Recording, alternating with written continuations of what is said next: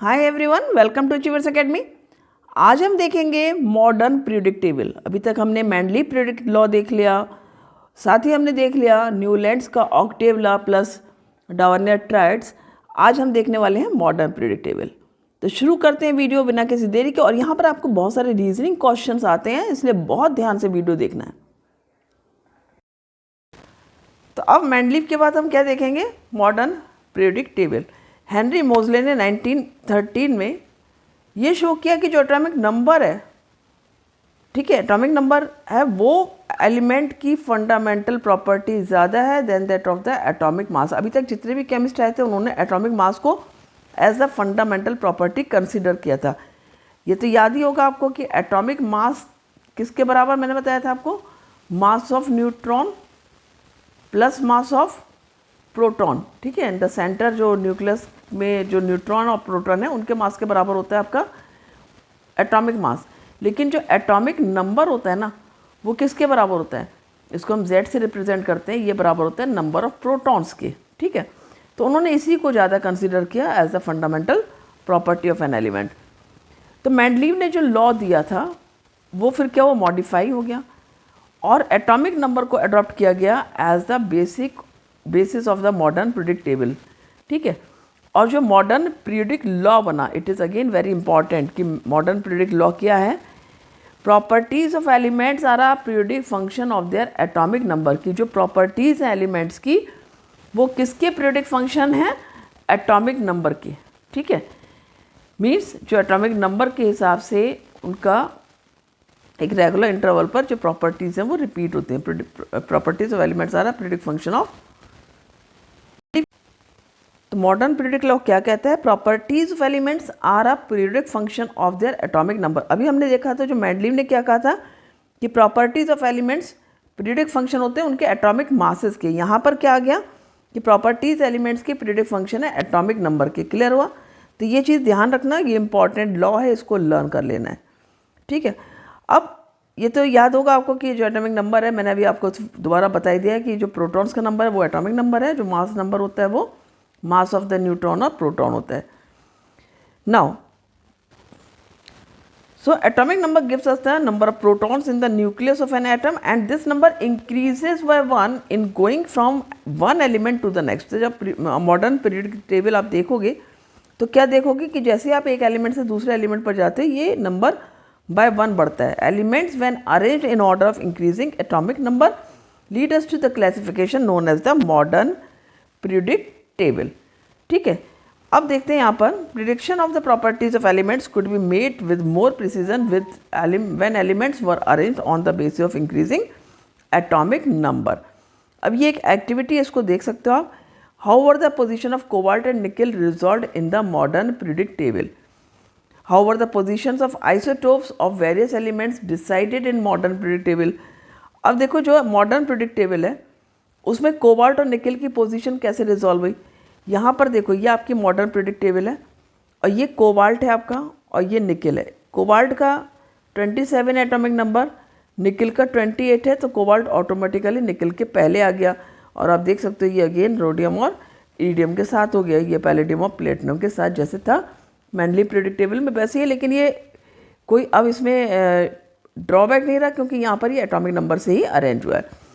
दूसरा क्या कहा उन्होंने? However the position of isotopes of various elements decided in the modern periodic table. तो ये समझना जरूरी है कि आइसोटोप्स क्या होते हैं। आइसोटोप्स जैसा मैंने पहले ही बताया था कि आइसोटोप्स का मतलब क्या होगा? एटॉमिक नंबर सेम होगा, एटॉमिक नंबर सेम होगा, लेकिन जो एटॉमिक मास है वो डिफरेंट होगा। ठीक है, ये डिफरेंट होता है एटॉमिक मास। तो यहाँ पर जैसे कार्बन का आइसोटोप देख लो तुम, 6 एटॉमिक नंबर है और मास है 12 और 14। तो चूंकि एटॉमिक नंबर सेम है तो ऑब्वियस सी बात है कि एक ही स्लॉट में दोनों प्रेजेंट हो जाएंगे। तो ये भी प्रॉब्लम यहाँ पर रिजॉल्व हो गई, सॉल्व हो गई। Is it possible to have an element with atomic number 1.5 placed hydrogen between hydrogen and helium? No, कोई भी एलिमेंट में एटॉमिक नंबर कभी भी डेसिमल में नहीं होगा, हमेशा होल नंबर में होता है। तो ये ऐसा कुछ नहीं है। So where do you think should hydrogen be placed in modern periodic table?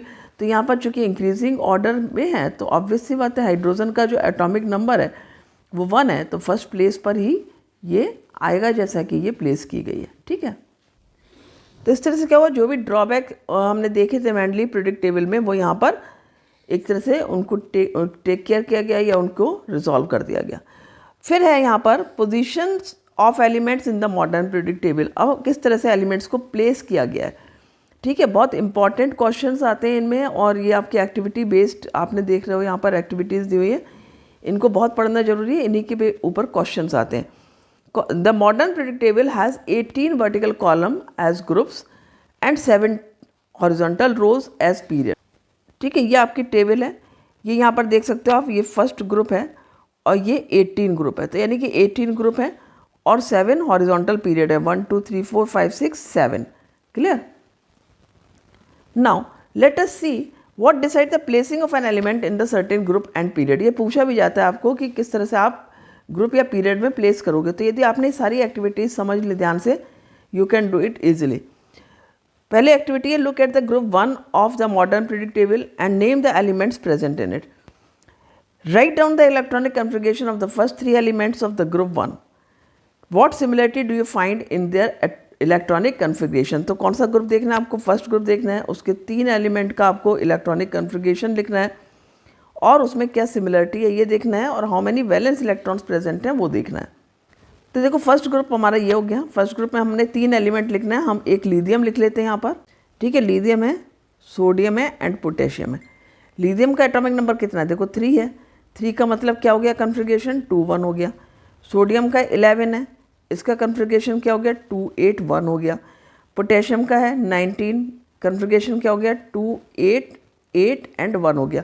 तो सबकी जो आउटर मोस्ट शेल है उसमें कितने इलेक्ट्रॉन है, 1, ठीक है। क्या सिमिलरिटी है, 1 1 एंड 1, तीनों में 1 है। इलेक्ट्रॉनिक जो valence number of valence electron है वो 1 है, वैलेंसी भी 1 हो जाती है यहाँ पर, ठीक है।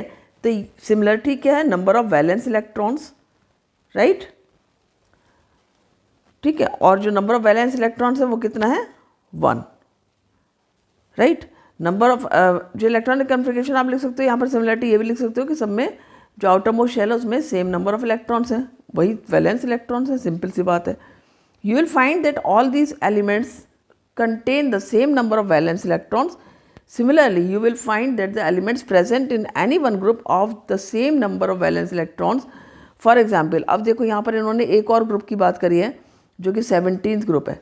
यहाँ पर क्या है, फ्लोरीन, क्लोरीन, देन ब्रोमीन, इनको देखोगे आप तो इनके भी आउटर मोस्ट शेल में कितने हैं, 7 इलेक्ट्रॉन्स हैं, यानी कि नंबर ऑफ वैलेंस इलेक्ट्रॉन यहाँ पर कितना, 7। यहाँ पर भी ये सिमिलरिटी है, किसी भी ग्रुप में आप देखोगे same thing you will find. तो देखो 17 ग्रुप को ये कह रहे हैं, 17 ग्रुप में आपका फ्लोरीन हो गया, कन्फिगरेशन क्या हो गया यहाँ पर 2 7 हो गया, ठीक है। क्लोरीन का कन्फिगरेशन क्या हो जाएगा, 2 8 7 हो जाएगा। फिर ब्रोमीन का यदि देखना है तो देख सकते हो आप 2 8 18 देन 7 हो जाएगा, 2 8 10 20 28 एंड 7 35 इसका एटॉमिक नंबर है। तो क्या हुआ यहाँ पर भी जो नंबर ऑफ वैलेंस इलेक्ट्रॉन है वो सेम है। और एक चीज़ और जो देख रहे हो यहाँ पर, क्या देख रहे हो, जैसे 7 है आउटर मोस्ट शेल में इलेक्ट्रॉन्स, तो ग्रुप 17 है। यदि इस वाले ग्रुप को देखोगे तो आउटर मोस्ट शेल में 6 इलेक्ट्रॉन्स हैं, जैसे यहाँ पर देखो 2 6 हो गया, ये हो गया 2 8 6, तो 6 इलेक्ट्रॉन्स हैं, 16 ग्रुप हो गया। यहाँ पर 2 5 है, 2 8 5 है, यानी कौन सा ग्रुप हो गया, ये 15 हो गया, ठीक है। इसी तरह से यहाँ पर सेकेंड ग्रुप देख सकते हो आप। सेकेंड ग्रुप क्या है, यहाँ पर 2 2 बेरिलियम का कन्फिगरेशन हो गया, 2 8 2 मैग्नीशियम क्या हो गया, यानी कि 2 लास्ट में आ रहा है। तो आप ग्रुप कैसे पहचान सकते हो, मेन चीज़ ये है, ठीक है। यानी कि जो आप कन्फिग्रेशन करोगे उसमें जो भी आउटर मोस्ट शेल में इलेक्ट्रॉन का नंबर है आप उससे ग्रुप निकाल सकते हो। लेकिन यहाँ पर ध्यान क्या देना है आपको, यदि 1 है तो फर्स्ट ग्रुप हो जाएगा, ठीक है। 1 का मतलब आप लिख दोगे फर्स्ट ग्रुप है, सेकेंड 2 नंबर है इलेक्ट्रॉन्स का, वैलेंस इलेक्ट्रॉन का, तो आप सेकेंड ग्रुप लिख दोगे। लेकिन यदि यहाँ पर 3 इलेक्ट्रॉन्स हैं तो यहाँ पर आपका 13th ग्रुप शुरू हो जाएगा, 4 इलेक्ट्रॉन से यहाँ पर 14th ग्रुप शुरू हो जाएगा, जो कि आप यहाँ पर देख सकते हो। यहाँ पर ये क्या है, 2 3 13 ग्रुप है, ये 2 4 14 ग्रुप है। तो इस तरह से आप ग्रुप को पहचान सकते हो। क्लियर? अब यहाँ पर एक और इंटरेस्टिंग चीज़ क्या है वो आप देख सकते हो कि जैसे आप ऊपर से नीचे जा रहे हो ना, शेल नंबर एक बढ़ जा रहा है। जैसे यहाँ पर 2 शेल है, ठीक है, 2 7 2 शेल है, यहाँ पर 2 8 7 3 शेल हो गई, यहाँ पर 2 8 18 7 4 शेल्स हो गई, ठीक है। इसी तरह से यहाँ पर देख सकते हो आप 2 2 2 शेल हो गई, ठीक है, मैं यहाँ पर इसको अलग से लिख सकती हूँ, 2 2 2 शेल हो गई, 2 8 2 3 शेल हो गई। कैल्शियम का देख लें तो क्या होगा, 2 8 8 एंड 2 4 शेल हो गई। तो क्या हो रहा है, हमने दो चीज़ें यहाँ पर देखी ग्रुप के केस में। पहला, number of valence electron same जा रहा है, आइडेंटिकल जा रहा है, चाहे हम ऊपर से नीचे जा रहे हैं, किसी भी पीरियड में जा रहे हैं। लेकिन जैसे जैसे हम नीचे पीरियड में बढ़ेंगे, मतलब ग्रुप में जब ऊपर से नीचे जाएंगे आप कह सकते हो, ठीक है, from up to down, group में क्या होगा, शेल नंबर 1 से बढ़ जाएगा आपका। तो वही यहाँ पर कहा है कि hence we can say that the groups in the periodic table signify an identical outer shell electronic configuration and on the other hand the number of shell increases as we go down। ठीक है, अब यहाँ पर next activity देख सकते हो आप। उससे पहले ये देख लो यहाँ पर, there is an anomaly when it comes to the position of hydrogen because it can be placed इधर ग्रुप 1 और ग्रुप 17, जो कि कहा गया था पहले। लेकिन यहाँ पर क्या है, मॉडर्न पीरियोडिक टेबल में चूंकि हाइड्रोजन है, हाइड्रोजन के आउटर मोस्ट शेल में एक इलेक्ट्रॉन होता है, तो ठीक है, ये फर्स्ट ग्रुप में ही प्लेस होगा। अब आते हैं एक्टिविटी पर।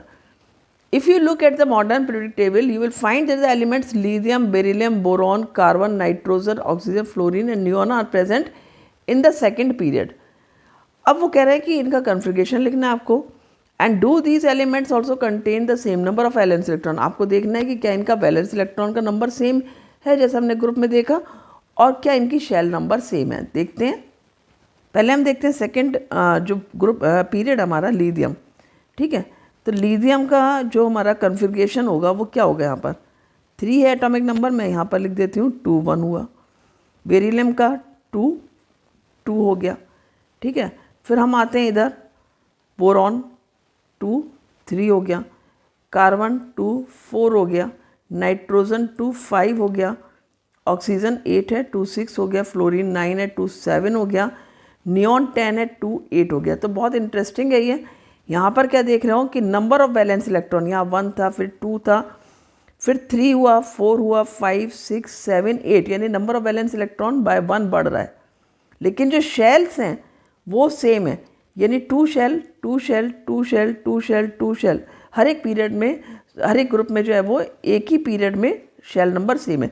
मीन्स ग्रुप में जब हम ऊपर से नीचे जाते हैं तो नंबर ऑफ शेल इंक्रीज करता है बाय 1, हमने ये देखा, ठीक है ना, इंक्रीजेस बाय 1। लेकिन जब हम पीरियड में जाते हैं, यहाँ से टॉप टू बॉटम हम ग्रुप में जा रहे हैं, ठीक है, लेकिन हम जब पीरियड में जा रहे हैं फ्रॉम लेफ़्ट टू राइट, यही क्वेश्चंस आते हैं आपके कि लेफ़्ट टू राइट जब जाते हैं तो हमने क्या देखा, दो चीज़ें ऑब्जर्व की, शेल नंबर रिमेन सेम। हमने क्या देखा, शेल नंबर रिमेन्स सेम, ये सेम रहता है। क्या बढ़ता है आपका, नंबर ऑफ वैलेंस इलेक्ट्रॉन। ठीक है, यहाँ पर क्या बढ़ता है, नंबर ऑफ वैलेंस इलेक्ट्रॉन बढ़ता है बाय 1। ठीक है, तो ये जो दो चीज़ें हमने यहाँ पर देखी। ठीक है, तो तुमने क्या देखा यहाँ पर कि these elements of the second period do not have the same number of valence electron. इनका जो नंबर ऑफ वैलेंस इलेक्ट्रॉन है वो सेम नहीं है, एक नंबर से बढ़ जा रहा है, but they contain the same number of the shell. ठीक है, do not have the same number valence electron but they contain the same number of shells. Secondly, you will observe that the number of valence shell electrons increases by 1 unit only. ठीक है, हमने क्या देखा, पहले में 1 था, फिर 2, third group में गए तो 3, फिर फोर्थ ग्रुप में हो गया 4 हो गया। तो जो valence number of valence electron है वो एक नंबर से बढ़ रहा है, जबकि शेल नंबर हमारा सेम रहता है। और ऐसा क्यों हुआ, as the atomic number increases by 1 unit. ऐसा इसलिए हुआ क्योंकि एटॉमिक नंबर भी पीरियड में जाने पर एक से दूसरे में 1 यूनिट से बढ़ रहा है, when we move from left to right in a period. तो ये बहुत ध्यान से इनको समझना है, समझ के करना है। देखो, ये रटने की चीज़ें नहीं है, समझने की है। जितना आप समझोगे उतना आपको क्लियर होगा कॉन्सेप्ट, और इसी पे बेस्ड क्वेश्चंस आते हैं। इवन ये भी आता है कि आपको एक एलिमेंट दिया है, एलिमेंट एक्स है, और उसका जो एटॉमिक नंबर है सपोज 20 है, तो वो किस ग्रुप में होगा और किस पीरियड में होगा। तो आप इसको कैसे निकाल सकते हो, सिंपल सी बात है, आप इसका कन्फिग्रेशन लिख लोगे पहले। अब देखो, हमने कन्फिग्रेशन लिख लिया, 2 8 8 2 आया, तो यानी कि सेकेंड 2 वैलेंस इलेक्ट्रॉन्स हैं, तो ग्रुप कौन सा हो गया यहाँ पर, सेकेंड ग्रुप हो गया। और 4 शेल्स हैं, तो यानी पीरियड कौन सा हो गया, 4th पीरियड हो गया। इस तरह से आपको ये क्वेश्चन का आंसर निकालना होगा। ये बहुत इंपॉर्टेंट क्वेश्चन है, ये पूछे जाते हैं questions. or we can say that the atom of the different elements with the same number of occupied shells are placed in the same period. Means जो भी different elements हैं उनमें जो shell number है वो same है, लेकिन they are placed in the same period. Like sodium, magnesium, यहाँ पर भी देख सकते हो आप कि जो नंबर ऑफ वैलेंस इलेक्ट्रॉन है वो अलग होगा, शेल नंबर सेम होगा. ठीक है. If you will see the third period, यहाँ पर ध्यान से समझ लेना कि थर्ड पीरियड है मतलब 3 ही शेल्स होंगी. आप इसको देख सकते हो पीरियड टेबल में करके, राइट. तो since the electrons in the atoms of these elements are filled K L and M shells, right the electronic configuration of these to confirm the above statement. Next आ रहा है, how many elements are there in the first, second, third and fourth periods. कितने elements हैं first, second, third and fourth period में. We can explain the number of elements in these periods based on electrons are filled into various shells. You will study the details of in the higher classes. तो आप इसको वैसे higher classes पढ़ोगे, लेकिन इसमें जो आपका मेन एक फार्मूला लगता है देखने के लिए वो क्या होता है, recall that the maximum number of electrons that can be accommodated in a shell depends on the formula that is 2n². तो कितनी शेल्स हैं वो किस पे डिपेंड कर रहा है, 2n² फार्मूले पे. तो के शेल जो फर्स्ट शेल है उसमें 2 है. ठीक है. तो के शेल में कितने आ रहे हैं यहाँ पर 2n² यानी कि 2 1². तो फर्स्ट पीरियड में 2 ही एलिमेंट होंगे, राइट. सेकंड पीरियड जो आपका एल शेल है वहाँ पर 8 आ रहा है. तो सेकंड पीरियड में आपके 8 एलिमेंट्स है. ये आप देख सकते हो अपने पीरियडिक टेबल में, राइट. यहाँ पर मैं दिखाती हूँ आपको. देखो फर्स्ट पीरियड में क्या था, हाइड्रोजन है और हीलियम है. ठीक है. और सेकंड पीरियड में ये वाला सेकंड पीरियड है, यहाँ पर कितने एलिमेंट हैं आपके 8 एलिमेंट्स हैं. थर्ड पीरियड में भी ये थर्ड पीरियड है, यहाँ भी देख लो आप 8 है, 1 2 एंड देन 3 4 5 6 7 एंड 8. थर्ड में भी 8 है. तो इस तरह से आपको यहाँ पर समझ में आ रहा होगा कि किस तरह से यहाँ पर पीरियड के में कितने कौन सा पीरियड है उस हिसाब से यहाँ पर शेल्स हैं, एलिमेंट्स हैं. And the third, fourth, fifth, sixth and seventh periods have 8, 18, 18, 32 and 32 elements respectively, and the reason for this we will see in the higher classes. ठीक है. आपको जनरली थर्ड पीरियड तक ही मेन पूछा जाता है, वहाँ तक आपको समझ में आना चाहिए कि 8 एलिमेंट्स हैं सेकेंड और थर्ड पीरियड में, और जो फर्स्ट है पीरियड उसमें 2 एलिमेंट्स हैं. ठीक है. फोर्थ पीरियड में 18 आ जाते हैं. The position of an element in the periodic table tells us about its chemical reactivity. अब देखो पोजीशन से ही हमको उसकी केमिकल रिएक्टिविटी पता लगती है कि यदि एक है, हमने पढ़ा है कि जो हमारा लाइक मेटल्स और नॉन मेटल्स भी हैं मान लो सपोज, तो वो हमने देखा था कि किस पर वेस्ट होते हैं. जो मेटल्स होते हैं उनके लास्ट ऑर्बिट में 1 2 या 3 इलेक्ट्रॉन्स होंगे, नॉन मेटल्स के में 4 5 6 या 7 इलेक्ट्रॉन्स होंगे. यही तो पढ़ा था. तो ये क्या है, केमिकल रिएक्टिविटी. तो ये क्योंकि मेटल्स लूज़ करते हैं इलेक्ट्रॉन्स को, नॉन मेटल्स गेन करते हैं, तो ये सब केमिकल रिएक्टिविटी है. तो ये किस पे डिपेंड कर रही है, पोजीशन पर, right. As you have learned the valence electrons determine the kind the number of bonds formed by an element. तो इसी से हमें पता लग सकता है मेटल्स कौन सा बॉन्ड बनाते हैं, आयनिक बॉन्ड बनाते हैं, और जो नॉन मेटल्स हैं वो कौन सा बॉन्ड बनाते हैं, कोवैलेंट बॉन्ड बनाते हैं. अब यहाँ पर अगेन बहुत इंटरेस्टिंग जो आपका आ रहा है क्वेश्चन से रिलेटेड टॉपिक है ये ट्रेंड्स पूछा जाता है. ट्रेंड क्या है मॉडर्न पीरियड टेबल में, किन किन चीज़ों का ट्रेंड्स पूछा जाता है आपसे. वैलेंसी का पूछा जाता है आपसे, एटॉमिक साइज पूछा जाता है, साथ ही आपसे पूछा जाता है मेटेलिक नॉन मेटेलिक प्रॉपर्टीज़ क्या हैं. तो बहुत ध्यान से इसको समझना.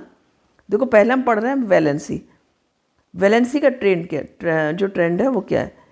As you know, the valency of an element is determined by the number of valence electrons. हमें पता है कि जो वैलेंसी होती है वो किस पे डिटरमाइन करती है, वैलेंस इलेक्ट्रॉन पर. जैसा कि मैंने कहा तुमसे कि जो मेटल्स हैं उनके आउटर मोस्ट शेल में 1 2 और 3 इलेक्ट्रॉन्स होते हैं, जिन एलिमेंट्स को हम उनको क्या कह देते हैं, मेटल्स कह देते हैं. और इनकी वैलेंसी भी 1 हो जाती है, 2 हो जाती है, 3 हो जाती है. कैसे, क्योंकि जो ये एलिमेंट है ये लूज़ करेंगे, 1 इलेक्ट्रॉन लूज़ करेंगे तो इनकी +1 वैलेंस हो जाएगी, 2 इलेक्ट्रॉन्स लूज़ करेंगे +2 वैलेंस हो जाएगी, 3 तो 3 प्लस वैलेंस हो जाएगी. ठीक है. उधर जो नॉन मेटल्स हैं, नॉन मेटल्स क्या करते हैं, गेन करते हैं. जैसे 5 है किसी के आउटर मोस्ट शेल में, वो क्या करेगा, 3 इलेक्ट्रॉन ले लेगा, ठीक है। तो इसकी वैलेंसी क्या हो जाएगी, 3 माइनस हो जाएगी। उसी तरह किसी के आउटर मोस्ट शेल में 6 इलेक्ट्रॉन्स हैं, तो वो 2 इलेक्ट्रॉन्स लेगा, और 2 इलेक्ट्रॉन लेने से क्या होगा, इसकी वैलेंसी 2 माइनस हो जाएगी, ठीक है। फिर जिसको 1 लेना है, 7 इलेक्ट्रॉन्स, तो वहाँ पर वैलेंसी क्या हो गई, 1 नेगेटिव हो गई। तो what is the valency of magnesium, पूछ रहे हैं कि what is the valency of magnesium and atomic number with atomic number 12 and what is the valency of sulphur with atomic number 16। तो बहुत आसानी से आप निकाल सकते हो, हमेशा ध्यान रखो कन्फिग्रेशन करना है। 12 है तो 2 8 2 हुआ, वैलेंसी क्या हो गई, 2 हो गई, 2 प्लस, और सल्फर का 16 है तो 2 8 6 हुआ। अब यहाँ पर ये गेन करेगा 2 इलेक्ट्रॉन्स, तो इसकी वैलेंसी हो गई 2 negative. Similarly find out the valencies of the first 20 elements. जो फर्स्ट 20 एलिमेंट्स है ये आप करके अपनी कॉपी में नोट करोगे कि फर्स्ट 20 एलिमेंट्स की वैलेंसी क्या है। How does a valency vary in a period और going from left to right, ये बहुत इंपॉर्टेंट क्वेश्चन है। तो देखो वैलेंसी जो है पहले क्या होगी, इंक्रीज होगी भाई। फर्स्ट ग्रुप में आपका यहाँ पर क्या है, going from left to right, तो लेफ्ट टू राइट तो आप जा रहे हो पीरियड में, लेकिन यहाँ पर ग्रुप तो आपका 1 2 3 ऐसे करके शुरू हो रहा है ना। तो हमेशा क्या होती है, वैलेंसी पहले इंक्रीज़ करती है। हमने देखा पहले 1 है, वैलेंसी सेकंड ग्रुप में 2 है, 13th ग्रुप में 3 है, 14th ग्रुप में 4 है। फिर क्या होगा, 15th ग्रुप में जब हमारा 5 इलेक्ट्रॉन्स, ठीक है, वहाँ पर वैलेंसी क्या होगी, 3 हो जाएगी। तो यानी कि पहले बढ़ती है फिर घटती है, first increases and then decreases by 0 हो जाती है। जो आपका 18 ग्रुप में आओगे तो वहाँ वैलेंसी 0 है। How does the valency vary in going down the group, अब ग्रुप में क्या होता है, सेम रहती है, इट रिमेन्स सेम। सेम कैसे रहती है, चलो दोनों चीज़ें हम एक बार पीरियोडिक टेबल से समझते हैं। तो देखो ग्रुप में वैलेंसी कैसे हो रही है, यहाँ पर ये हमने जो देखा इसका जो कन्फिग्रेशन है, यहाँ पर 1 है, यहाँ पर 2 1 है, ठीक है, यहाँ पर 2 8 1 है, यानी वैलेंसी 1 चल रही है, 1 सेम है।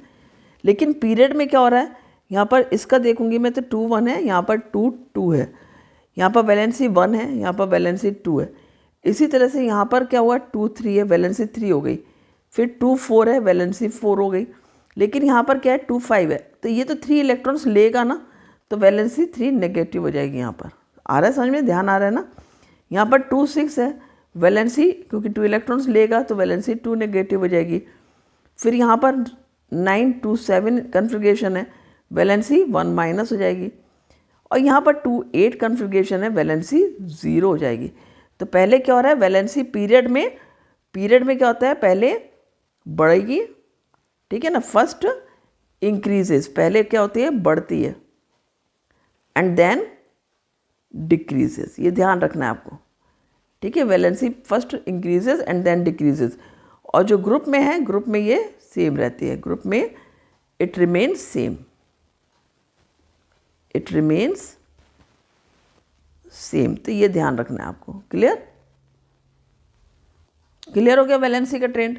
अब हम देखते हैं एटॉमिक साइज। एटॉमिक साइज क्या रहता है, the term atomic size refers to the radius of the atom. किसी भी एटम को, हमें पता है एटम का एक न्यूक्लियस होता है, ठीक है, न्यूक्लियस के बाद में यहाँ पर ये शेल्स होती हैं इसकी, ठीक है। अब कितनी शेल्स हैं इस पर डिपेंड करता है। सपोज मैंने यहाँ पर 2 शेल्स ड्रॉ करी हैं, लाइक राइट।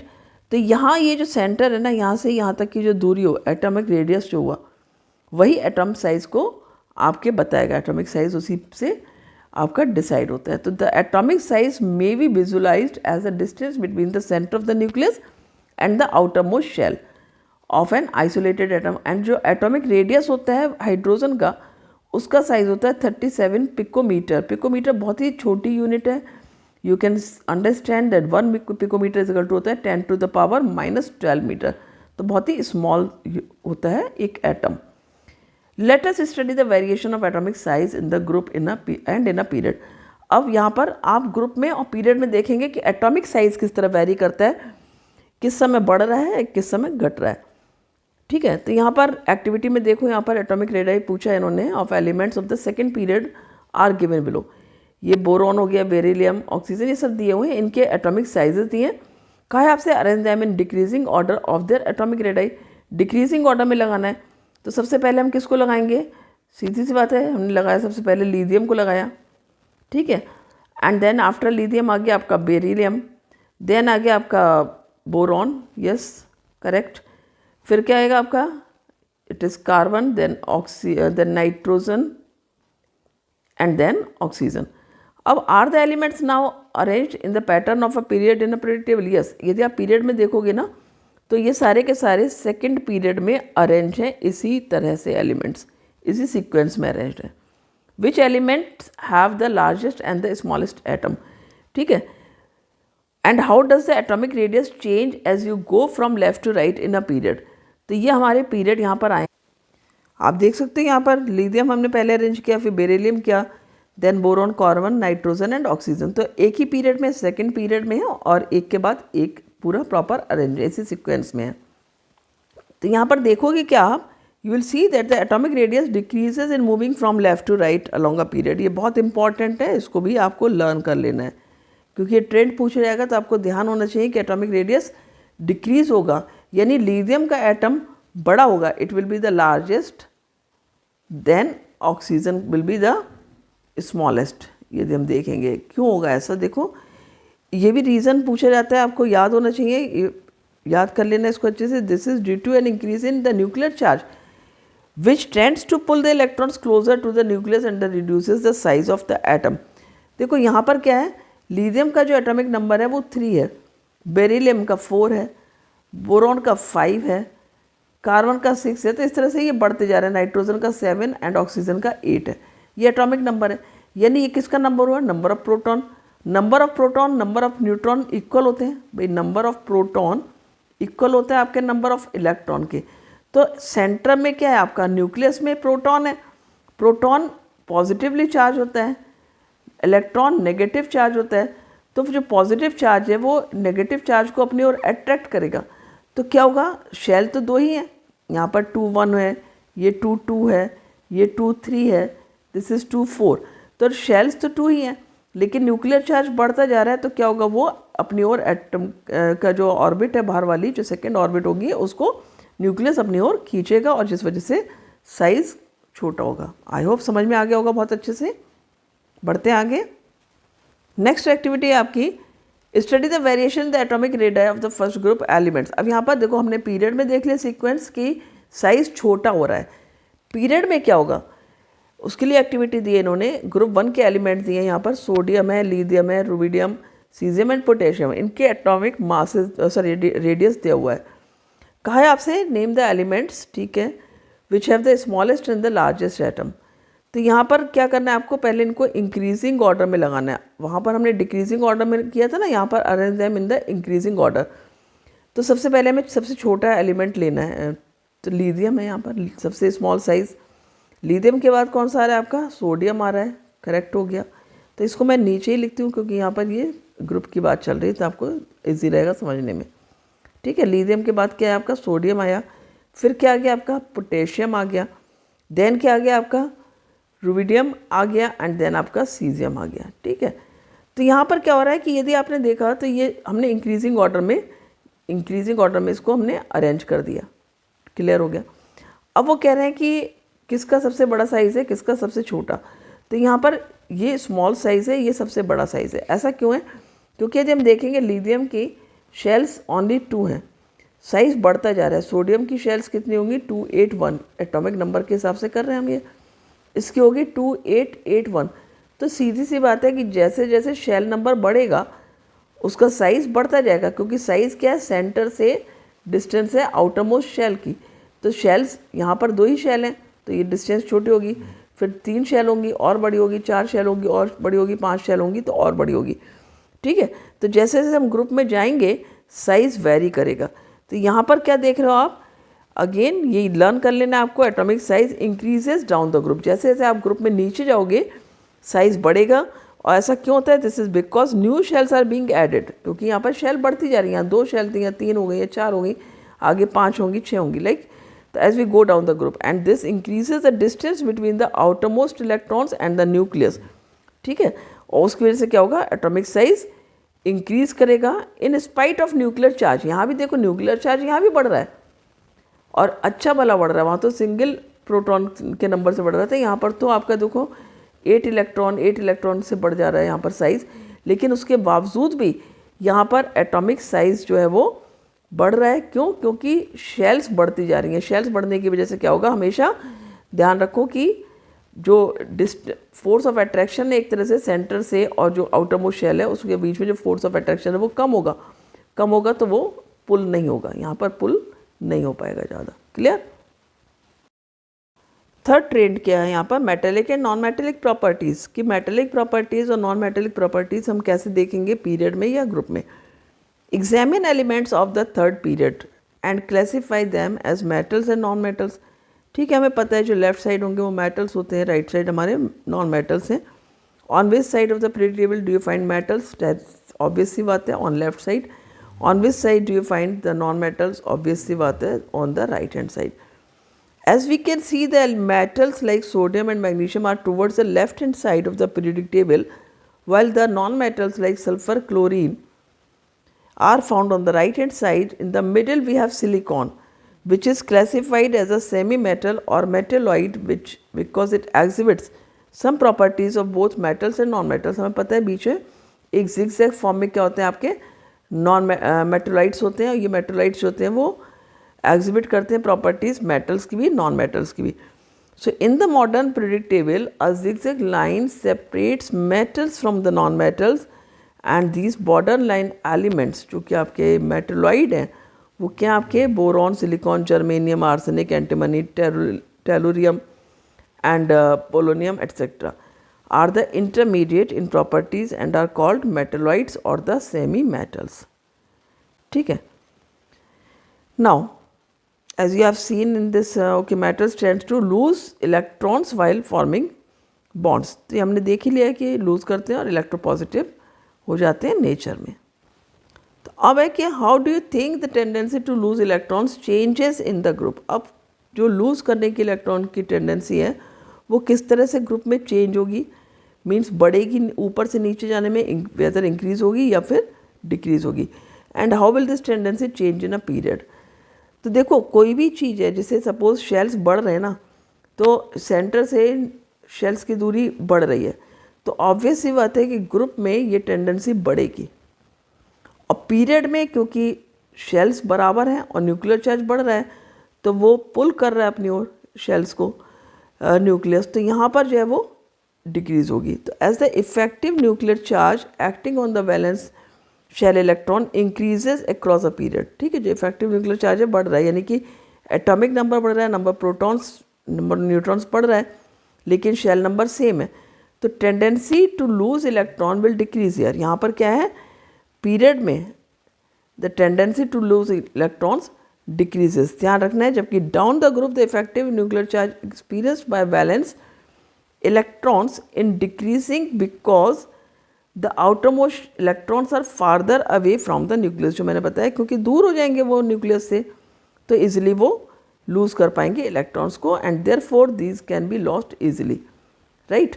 यानी ग्रुप में इंक्रीज़ करेगा इलेक्ट्रॉन लूज़ करने की जो कैपेसिटी है या नेचर है, जबकि वो पीरियड में डिक्रीज़ करेगी। हैज़ द मेटेलिक करेक्टर, अब चूँकि लूज़ करना मतलब मेटेलिक करेक्टर हुआ, तो हम क्या कह सकते हैं, metallic character decreases across a period and increases down a group. Next क्या है, non metals on the other hand are electronegative, so they tend to form bonds by gaining electrons. तो अब यहाँ पर होगा कि जो नॉन मेटेलिक नेचर है वो बढ़ेगा या घटेगा पीरियड में। So how would the tendency to gain electrons change as we go across a period from left to right and as we move down a group. उसमें किस तरह से चेंज आएगा, किसमें, इलेक्ट्रोनेगेटिविटी में। तो समझ में आ रही है बात। तो अब जब हम देखते हैं कि जो पीरियड में यानी राइट हैंड साइड में हमारे नॉन मेटल है, तो ऑब्वियस सी बात है कि जो इलेक्ट्रॉन गेन करने की टेंडेंसी है वो पीरियड में इंक्रीज करेगी, जबकि ग्रुप में ये डिक्रीज करेगी। ये तो समझ में आ गया होगा, क्लियर, वेरी गुड।